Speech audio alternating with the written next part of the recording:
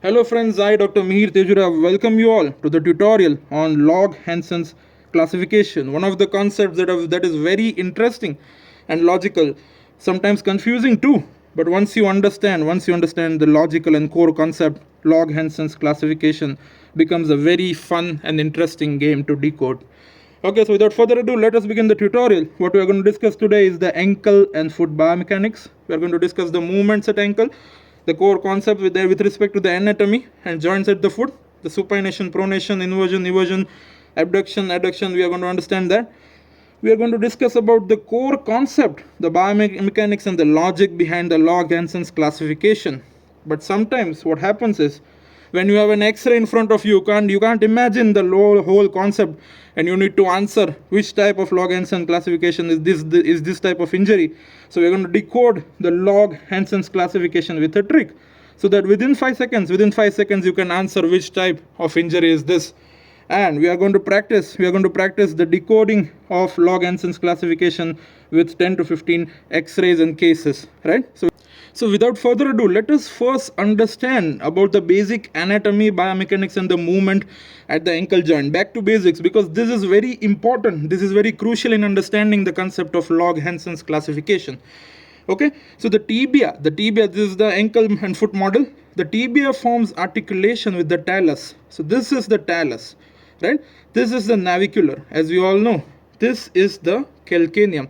And this is the cuboid. So the tibia forms articulation forming the tibio-talar joint. The talus articulates with navicular. Forming talo-navicular joint. The talus articulates with the calcaneum forming the talocalcaneum joint. The calcaneum articulates with the cuboid. Forming calcaneo-cuboid joint. Okay, so this is the talonavicular joint. The tibio, first of all, tibio-talar joint, talonavicular joint, calcaneo-cuboid joint. Right? Now, what is transverse tarsal joint, which is also known as the Chopard's joint? This is the transverse tarsal joint. Which is formed by the combination of talonavicular and calcaneo-cuboid. Joint. This is the transverse tarsal joint or the Chopard joint. Now let us understand about the movements at the ankle and foot. Ankle and foot is a multi-axial joint, right? So there are, first of all, let us understand about the planes. There are 3 planes at the foot or ankle. This is the coronal plane. This is the sagittal plane. And this is the transverse plane, right? So the movements at the ankle and foot are dorsiflexion, plantar flexion. Consider this as the right foot. Okay, so dorsiflexion, plantar flexion, which you all know, dorsiflexion, plantar flexion. The dorsiflexion and plantar flexion movement occurs at this joint, occurs at this plane. As you can see, this occurs at this plane. So this is the sagittal plane. The dorsiflexion, plantar flexion movements occurs at the sagittal plane. Now, the second movement is inversion and eversion. It is inversion and eversion.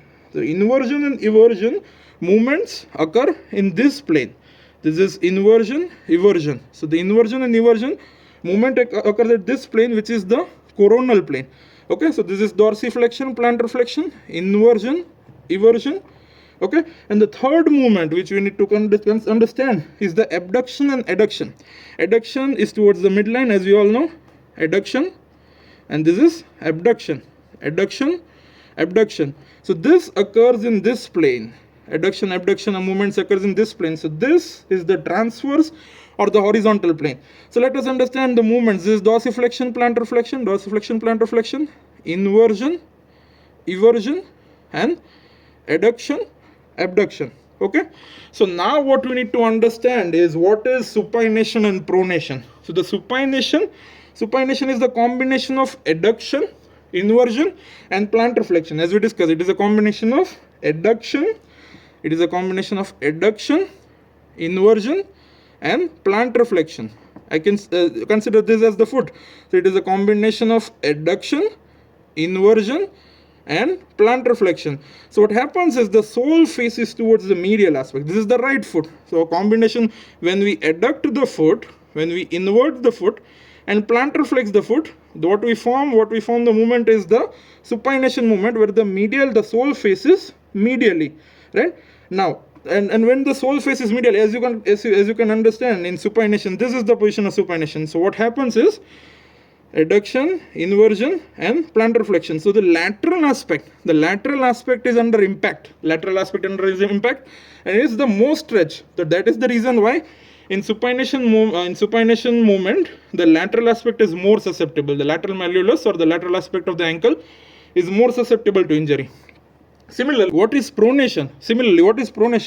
Pronation is the combination of abduction, eversion, and dorsiflexion. That is abduction, eversion, and dorsiflexion. So what happens in this? The medial arch is depressed. I'll show in my hand. This is the pronation is the combination of abduction, eversion, and dorsiflexion. Is a combination of abduction, eversion, and dorsiflexion. So what happens is the medial arch is depressed, and the medial aspect is the most stretched. So that is the reason why in pronation the medial aspect is more susceptible to injury, is more susceptible to the trauma. Okay, so we understood the movements at the ankle, we understood the basic anatomy, the planes of the ankle and foot. Now what happens is dorsiflexion and plantar flexion occurs at the tibio-talar joint. Primarily it occurs at the tibio-talar joint, and inversion, eversion, abduction, and abduction, these occurs at the subtalar joint. That is the talonavicular, talocalcaneum, calcaneocuboid, that is the transverse tarsal or the Chopard's joint. Okay, so the dorsiflexion and plantar flexion occurs at the tibio-talar joint, and inversion, eversion, abduction, adduction occurs at the subtalar joint.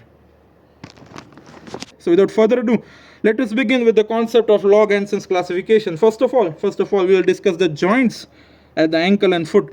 So what happens is this is the talus, this is the calcaneum, this is the navicular, this is the cuboid.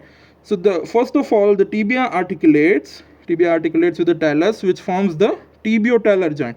The second joint that is present is the talocalcaneum joint.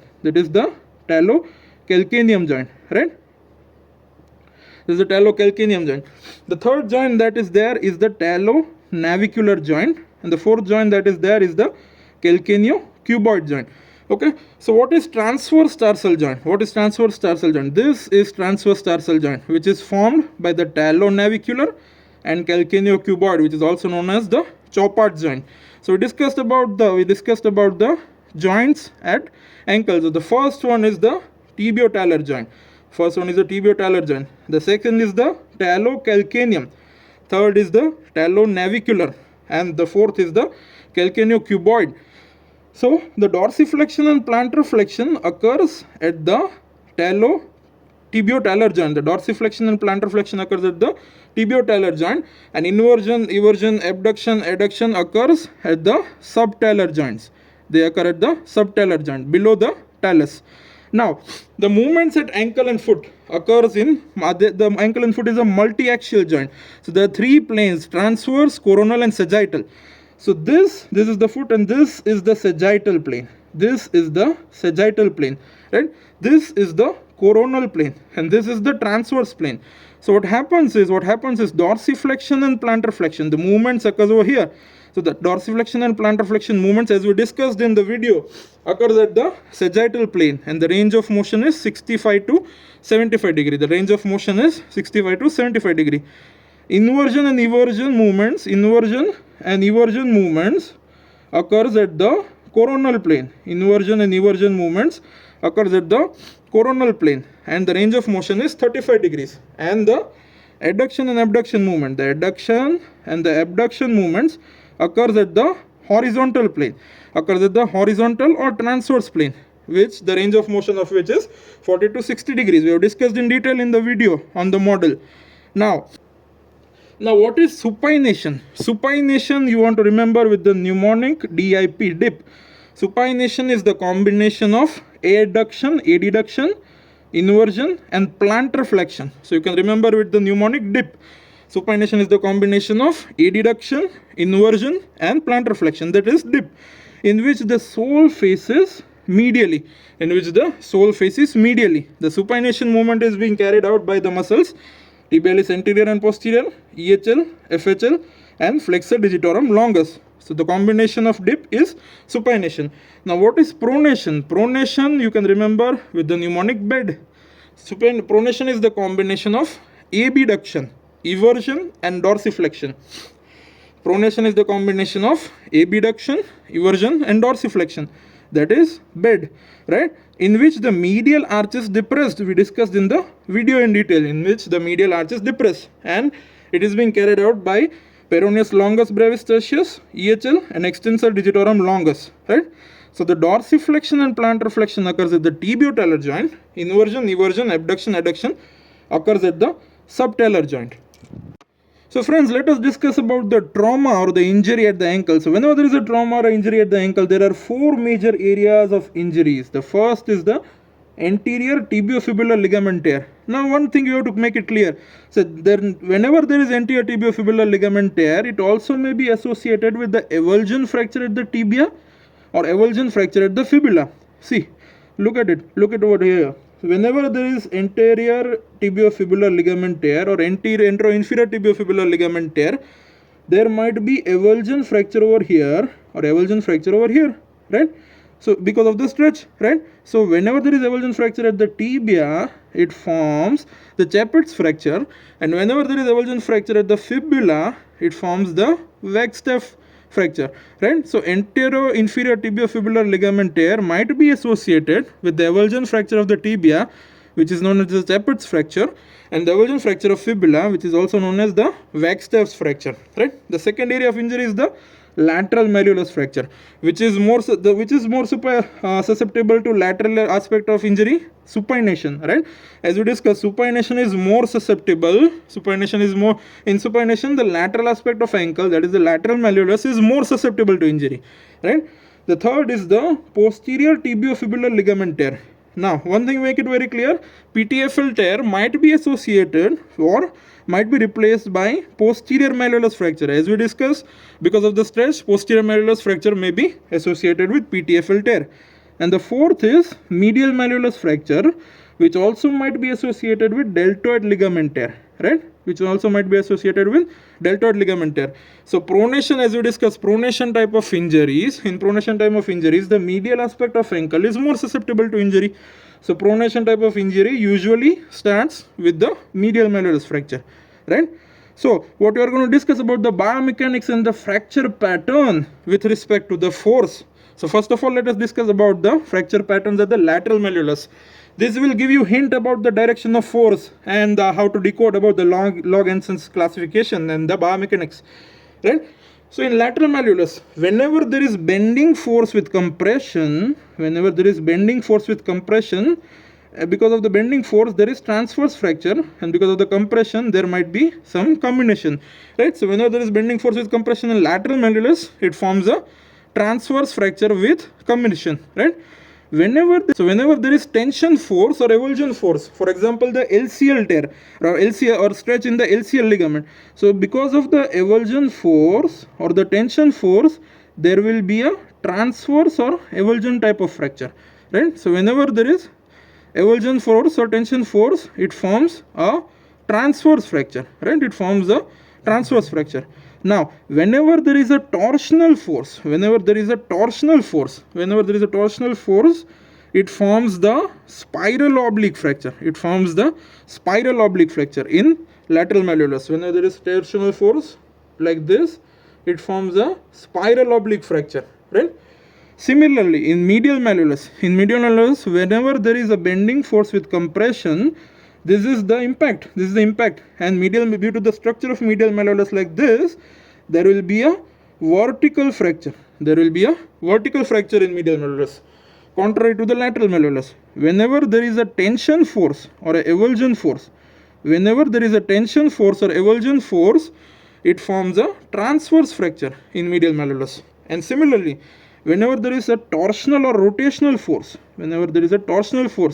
because of the anatomy of medial malleolus like this, it also forms a transverse fracture, right? So this was the fracture patterns with respect to the force applied at the medial and lateral malleolus, right? Now we are going to discuss about the classifications of at the injuries, right? So first is Weber's classification, which is very simple. It depends on the level of fibula fracture with respect to the syndesmosis. If it is below the syndesmosis, it is type A. If it is at the level of syndesmosis, it is type B. And if it is at the above the level of syndesmosis, it is type C. Now, what we are waiting for? We are waiting for about the concept and the idea of Lauge Hansen's classification. So the Lauge Hansen's classification depends on multiple factors. The two of most important are the position of the foot at the time of injury, and the second is the direction of force. That is how the nomenclature of the four types of Lauge Hansen has been done: supination external rotation, supination adduction, pronation abduction, and pronation external rotation. So the first is the position of the foot at the time of injury. It's the position of the foot at the time of injury, and the second is the direction of force at the time of injury, right? It also depends upon the mechanism of injury and specific fracture patterns. So what we are going to discuss? First of all, we are going to discuss about the concept of Lauge Hansen's all four types. Then we are going to decode the Lauge Hansen's classification with few tricks, and then we are going to practice some X-rays, right? How to identify which type of Lauge Hansen's classification. So the four types, as I discussed: SE, supination external rotation; supination adduction, SD; pronation abduction, abduction, PB; and pronation external rotation, PE. Remember, this will be important while remembering the mnemonics, right? And as we discussed, supination, in supination type of injury, the lateral aspect, the lateral malleolus is most susceptible, and in pronation, the medial is most susceptible. Okay.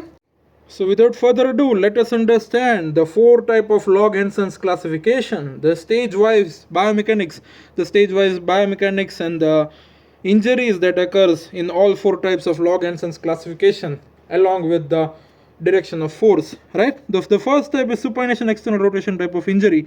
Now the two terms, the first is the direct position of the foot at the time of injury, and the second term is the direction of external force. So what is SE, supination external rotation type of injury?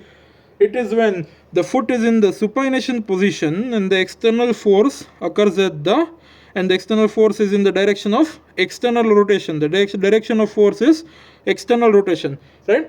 So supination external rotation, first of all, it is the most common type of injury out of the four Lauge Hansen's classification, accounting to 40 to 75% incidence, right? So when the position of the foot is in supination and the direction of force is external rotation, you can imagine that the first of all, in supination, the most susceptible part is the lateral aspect. We already showed, it was already shown in the model before, right? So whenever there is supination, the lateral aspect is more involved, or the earlier involved. See, remember one thing, wherever there is the four types of Lauge Hansen classification are described in stage wise, right? So the injuries occur stage wise. If it is excessive external rotation, all four stage of injuries occur. If it is minor, then only first or second stage injuries occur, right? I'll describe it further, right? So whenever there is supination and the direction of force is external rotation, due to external rotation, first of all, there is anterior tibiofibular ligament tear. There is stretch in the ATFL ligament, and as we discussed before, ATFL ligament tear could be associated with avulsion fracture of the tibia, which is also known as the Chaput's fracture, and avulsion fracture of the fibula, which is also known as the Wagstaff's fracture, at the site of insertion of ATFL, right? After which what happens is there is torsional force. This is the second stage. What happens is there is torsional force at the lateral malleolus, leading to the fracture pattern of spiral oblique lateral malleolus fracture, as we discussed before, right?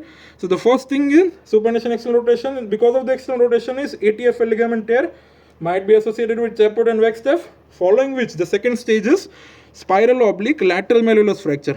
After which what happens is, the third stage is there is posterior tibiofibular ligament tear, and as we discussed, PTFL tear might be associated with posterior malleolus fracture, right? And the fourth stage is transfer, because of the strain or stretch over the deltoid ligament, the deltoid ligament might tear, or it might cause the avulsion. It might cause the avulsion at the medial malleolus, causing the transverse medial malleolus fracture, right? So in supination, one thing is very clear: lateral would be earlier affected, right? Am I making sense? So supination, external rotation type of injury, there is anterior tibiofibular ligament tear, which might be associated with chaput or Wagstaff, following which there is spiral oblique lateral malleolus tear, following which there is posterior tibiofibular ligament tear, which might be associated with posterior malleolus fracture, following which there is transverse medial malleolus fracture, which might be associated with deltoid ligament tear. So the fracture pattern, remember, lateral fracture pattern in supination external rotation type of injury is oblique, spiral oblique at lateral malleolus and transverse at medial malleolus fracture. Remember this would be useful in decoding Lauge Hansen's classification. It is oblique at lateral malleolus and transverse at medial malleolus, right? The second type is supination adduction type of injury, right? This is very simple. In supination, first of all, the lateral aspect would be more involved or earlier involved. So at the position of foot is in supination and the direction of external force is adduction.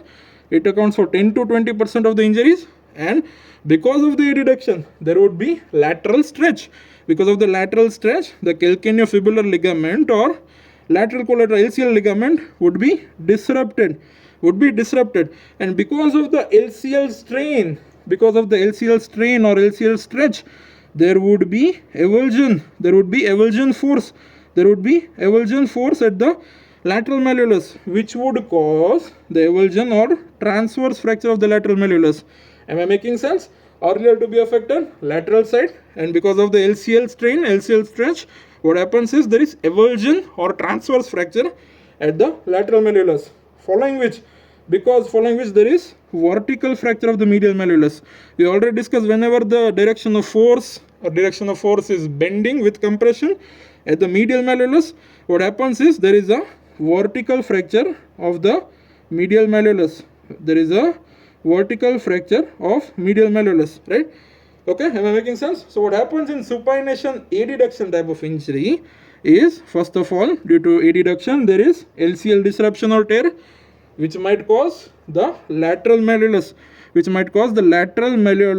but transverse tear, a transverse fracture. The fracture line at lateral malleolus would be transverse, and the following which there would be a vertical fracture at the medial malleolus, right? So what is there? The fracture pattern at lateral malleolus, would be transverse, and the fracture pattern at medial malleolus would be vertical. So it is TV. Remember this, that the fracture pattern at lateral malleolus would be transverse, the fracture pattern at medial malleolus would be vertical. Now the third type of injury is the pronation abduction type of injury, which accounts for 5 to 20% type of Lauge Hansen classification incidence, right? Injury incidence. Now it is associated, one thing you make it very clear, it is associated with syndesmotic instability, right? So whenever there is a pronation type of injury, as we have already discussed, the medial aspect of ankle is earlier involved. In the stage wise injury, the medial aspect would be earlier involved, right? So first of all, because of the abduction, there would be stretch over the deltoid ligament, which might cause a deltoid ligament rupture or a transverse medial malleolus fracture, right? Whenever there is deltoid ligament avulsion force at the medial malleolus, it causes transverse medial malleolus fracture, right? Following which, the second stage, both ATFL and PTFL tear might be there. That is, anterior tibiofibular ligament and posterior tibiofibular ligament tear might be there at the second stage. Now, as we all know, ATFL tear may be associated with avulsion fracture at the tibia, that is the Chaput's fracture, and avulsion fracture at the fibula, that is Wagstaff's fracture. And along with that, PTFL tear might be associated with posterior malleolus fracture, right? So this is the second stage. And in third stage, what is there is the transverse lateral malleolus fracture, and which might be comminuted with a butterfly segment, right? So in pronation abduction, what happens is, first of all, there is medial malleolus fracture, which is transverse. following which the second stage is ATFL and PTFL tear, might be associated with Chaput-Wexteff and posterior malleolus fracture, right? Following which there is lateral malleolus tear. Lateral malleolus is transverse. So the fracture pattern at lateral malleolus is transverse, and at the medial malleolus is also transverse, with transverse combination at the lateral malleolus, right? So remember it, TT. The fracture pattern at lateral malleolus is transverse, medial malleolus is transverse in pronation, abduction type of injury. So now we have reached to the most important slide of this tutorial, that is Lauge Hansen's classification decoded. We are going to discuss about the key, we are going to discuss about the trick to decode the Lauge Hansen's classification. So these are the 4 types of Lauge Hansen's classification, that is supination external rotation SE, pronation external rotation PE, supination adduction that is SD, and pronation abduction that is PB. Now this is the fracture pattern at the lateral malleolus. This is the fracture pattern at the lateral malleolus. This is the fracture pattern at the medial malleolus, right? O is spiral oblique, T is transverse, V is vertical. Okay, so whenever the fracture pattern at the lateral malleolus is spiral oblique and at the medial malleolus it is transverse, it is most likely supination external rotation type of injury, right? And what is there are few hints which we point out to the type of injury is that whenever there is a posterior malleolus fracture which is seen in the lateral radiograph, you might suspect that it is supination external rotation type of injury, right? So when there is a spiral oblique OT, that is OT oblique at the lateral malleolus and transverse at the medial malleolus with posterior malleolus fracture, you might suspect a supination external rotation type of injury.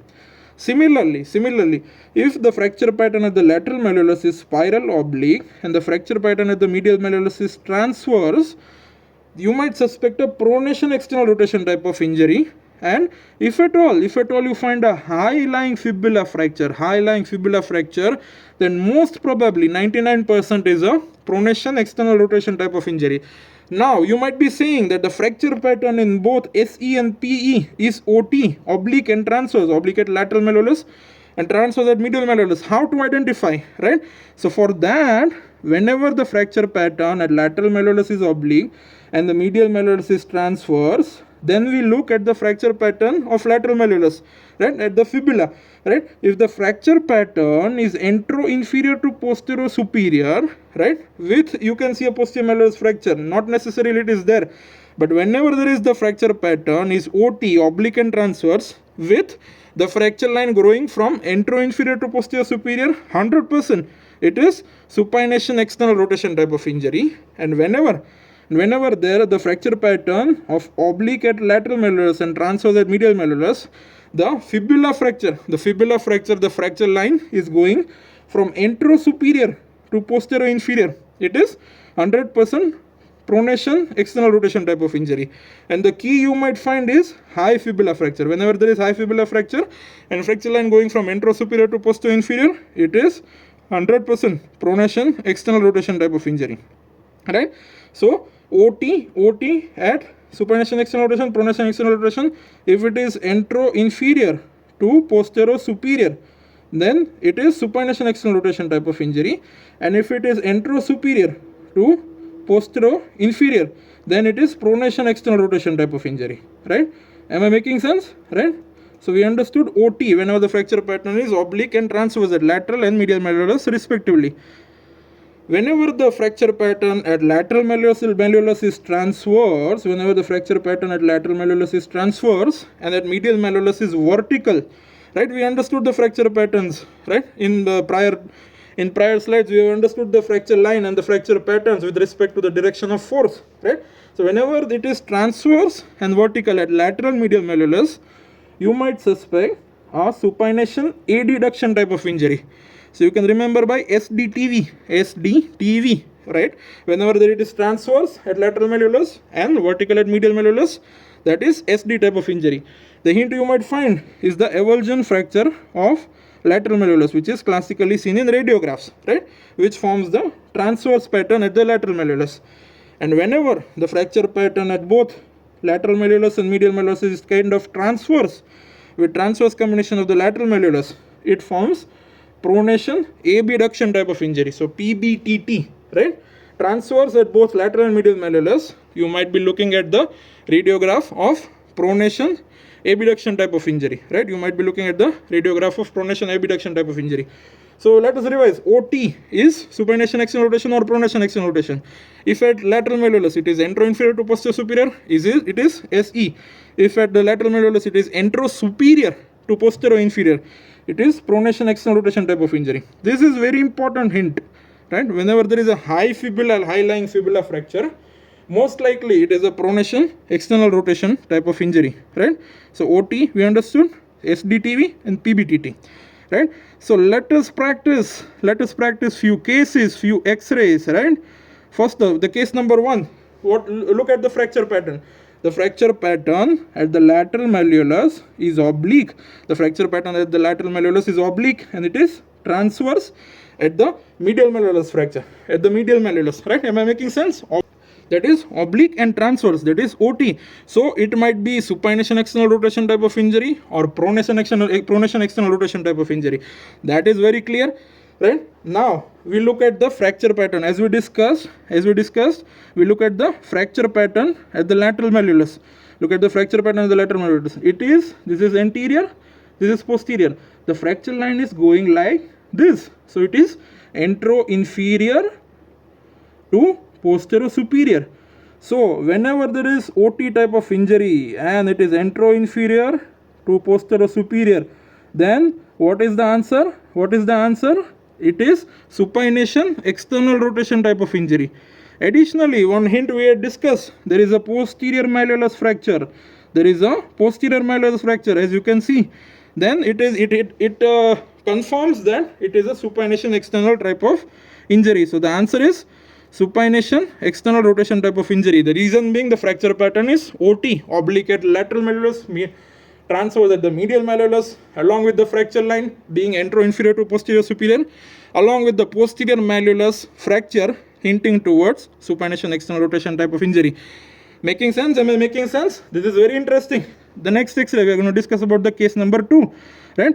This is the X-ray of the ankle showing spiral oblique fracture at the lateral malleolus,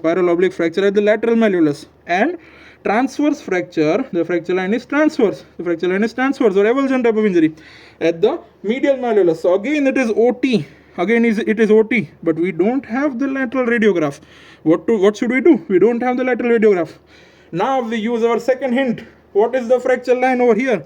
Where is the fracture line lying at the lateral malleolus? It is high type of fracture line. It is high fibula fracture. So whenever the fracture pattern is OT, it might be supination external rotation or pronation external rotation, along with hinting to be the high fibula fracture. So what is the answer? The answer is, let us look at the table. The answer is pronation external rotation type of injury. Whenever the fracture pattern is OT with high fibula fracture, it is the pronation external rotation type of injury. So the answer is PE, right? Am I making sense? We don't have the lateral radiograph. Still we could decode the answer, right? If we have the lateral radiograph, what would we find? The fracture line would be entro-superior to posterior inferior in pronation external rotation type of injury. Okay? Am I making sense? Fun, right?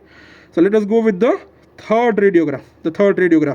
What is the third radiograph showing? Third radiograph is showing spiral oblique fracture. The third radiograph is showing spiral oblique fracture at the lateral malleolus, and there is no obvious fracture line at the medial malleolus, right?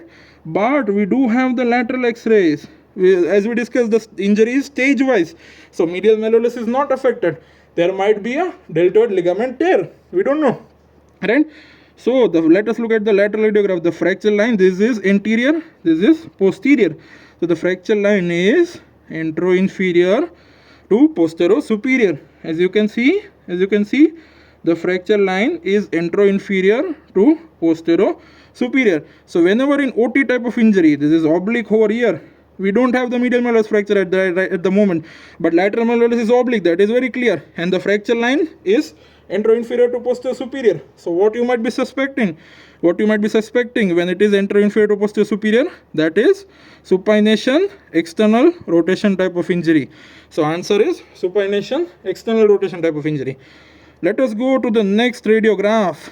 Very interesting classical picture. The oblique, the lateral malleolus. What is the fracture pattern at the lateral malleolus? The fracture pattern at the lateral malleolus is transverse, and the fracture pattern at the medial malleolus is vertical. It is TV type of injury. Lateral malleolus transverse and medial malleolus vertical. Why it is vertical? We have already discussed in the fracture patterns biomechanics, right? So whenever there is TV type of injury, what we had discussed? SD, TV. What was SD, TV and PB, TT? This was a mnemonic. So whenever there is SDTV type of injury, whenever there is transverse fracture at the lateral malleolus and vertical fracture line at the medial malleolus, the answer is supination, adduction. The answer is supination, adduction type of injury. Am I making sense? Fun, interesting. Next X-ray. Next X-ray. What is the? This is the classical X-ray. The fracture line at the lateral malleolus is transverse. As you can see, the fracture line at the lateral malleolus is transverse. Let me zoom it. The fracture line at the lateral malleolus is transverse. And the fracture line at medial malleolus is also transverse. The fracture line at medial malleolus is also transverse. So whenever there is transverse fracture line at medial malleolus and lateral malleolus, we are looking at PBTT. Right? Am I making sense? Fracture line at medial and lateral malleolus is transverse, as you can visualize. So whenever it is the case, it is a pronation, abduction type of injury. Pronation, abduction type of injury. Am I making sense? Right? Okay. So let us go with the next X-ray. The case number 6. This is the 6th X-ray we are discussing. Fun, interesting, right? So whenever the fracture line at the lateral malleolus is oblique, the medial malleolus is not involved. So might be earlier stage we had discussed. So whenever the lateral malleolus is oblique fracture line, what are the two differentials? We already discussed. It might be a supination external rotation type of injury or pronation external rotation type of injury. Now we don't have the lateral radiograph. So how do we decode in this case? We don't know whether the fracture line is anteroinferior to posterior superior or anterosuperior to posterior inferior. Then we look at the clues, we look at the hints. Is the fracture line high lying or at the level of syndesmosis? Is it high lying or at the level of syndesmosis? It is not high lying. It is not high lying. So when it is high lying, it is in high lying in pronation external rotation type of injury. So definitely it is not pronation external rotation type of injury. So the differentials of oblique lateral malleolus injury is SE and PE. PE has been ruled out. So what is the answer? Supination external rotation type of injury. Am I making sense? With a single X-ray shoot, we are able to decode the type of Lauge Hansen's classification. This is the beauty, this is the essence of the table that was shown before, right? Let us discuss about the case number 7, right? The lateral malleolus. The lateral malleolus or the fibula fracture is oblique. The fibula fracture is oblique, right?